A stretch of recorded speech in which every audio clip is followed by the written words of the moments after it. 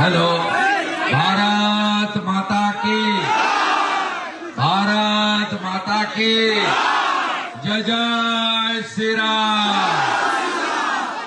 माँ जानकी की, बजरंग बली की। সমবেত আমার গণদেবতা জনতা জনার্দন, শুভচিন্তক আশীর্বাদক, যারা আমাকে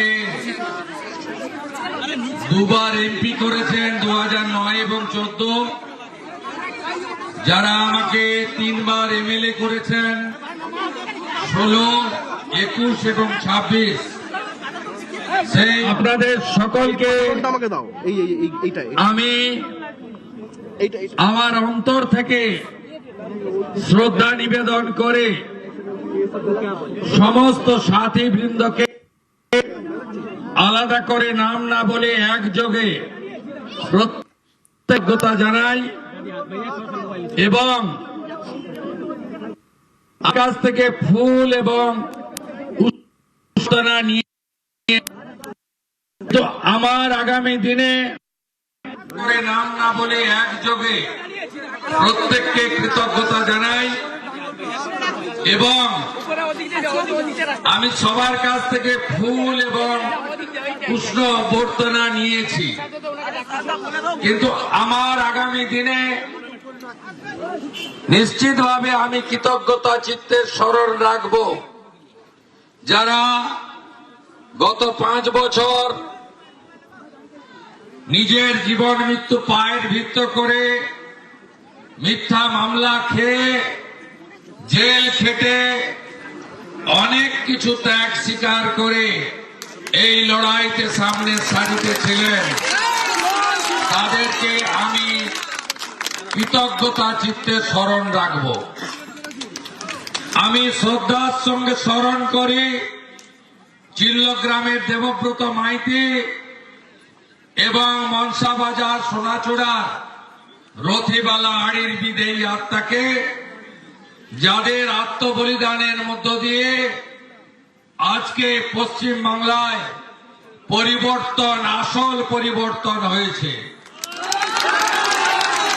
আমি কৃতজ্ঞতা চিত্তে স্মরণ করব নন্দীগ্রামের বিশ্বজিৎ ভরত সেলিম থেকে নিশিকান্ত মন্ডল পর্যন্ত যারা শুভেন্দু অধিকারীকে শুভেন্দু অধিকারী বানিয়েছে, তাদের আমি আজকে স্মরণ করব, প্রণাম করব। আমি রাধারানী আড়ি সহ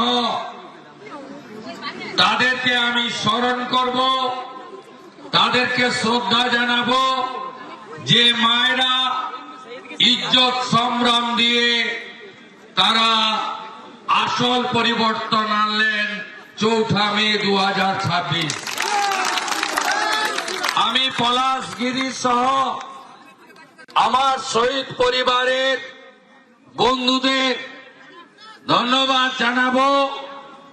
তারা মমতা ব্যানার্জির শত অত্যাচার, প্রলোভন সবকে উপেক্ষা করে তারা আজকে আমাকে বা আমার দলকে এই জায়গায় পৌঁছে দিয়েছেন। আমি কৃতজ্ঞতা জানাবো আমার সেই সমস্ত মায়েদের, হৈমবতী হালদার থেকে শুরু করে প্রত্যেককে 2021-এ নির্বাচন পরবর্তী হিংসা, শুধু দেবব্রত মাইতির হত্যা নয়, রানীচকের অপর্ণা এবং গোপাল চকে, সেখানে রিনা সালোয়ার কামিজ পরেছিল। আমি জানতাম না। রিনা বলল আমি শপথ নিয়েছি ততদিন শাড়ি পরব না যতদিন তৃণমূলকে হাঁটাতে না পারবো। আজকে রিনাকে শারীরিক ভাবে নির্যাতন করা হয়েছে, রিনার স্বপ্ন পূরণ হয়েছে। আমি ধন্যবাদ জানাবো মেঘনাথ পাল সহ, ধনঞ্জয় সহ, শ্যামাপদ সহ আমার অসংখ্য কার্যকর্তা যারা কোনোদিন একটা মশা মাছিকে মেরেছে বলে আমার মনে হয় না, প্রত্যেককে জেল খাটিয়েছে।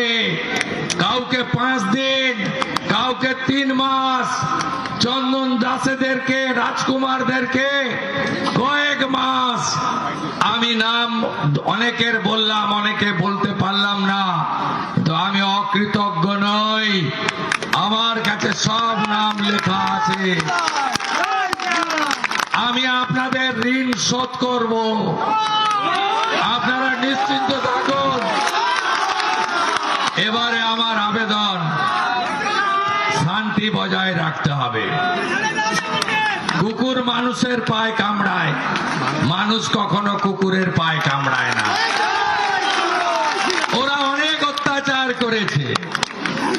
এই টাউন ক্লাবে আমি যখন এখানে 15ই আগস্ট আসতাম, আমি এখানে বজরংবলীর পুজোতে আসতাম আর ফিতে কাটতে আসতাম কালী পুজোতে।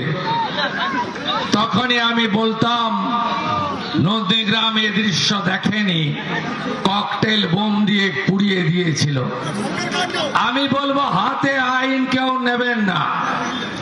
আগামী বিজেপি সরকার ভারতীয় ন্যায় সংহিতা অনুযায়ী, বিএনএস অনুযায়ী প্রত্যেকটা মামলাকে রিওপেন করবে এবং আমরা ব্যবস্থা নেব। ভরসা আছে তো? তাহলে দুটো মন্ত্রে আমি 11র পরিবর্তনে ছিলাম আর এবারে আসল পরিবর্তনে থাকলাম। সেটা হলো দুটো মন্ত্র, একটা ধৈর্য আর একটা সহ্য। অনেক সহ্য করেছি। আমার 90 বছরের বৃদ্ধ বাবা মাকে সিআইডি পাঠিয়ে এই অত্যাচারিণী আক্রমণ করেছে।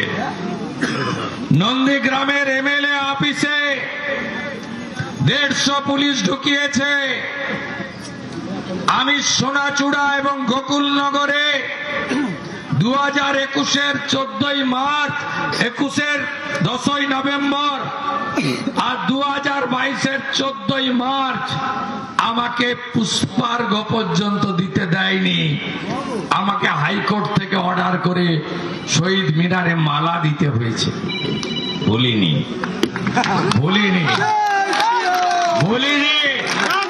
সব আইনি পথে হবে। ওরা যা করেছে আপনারা করবেন।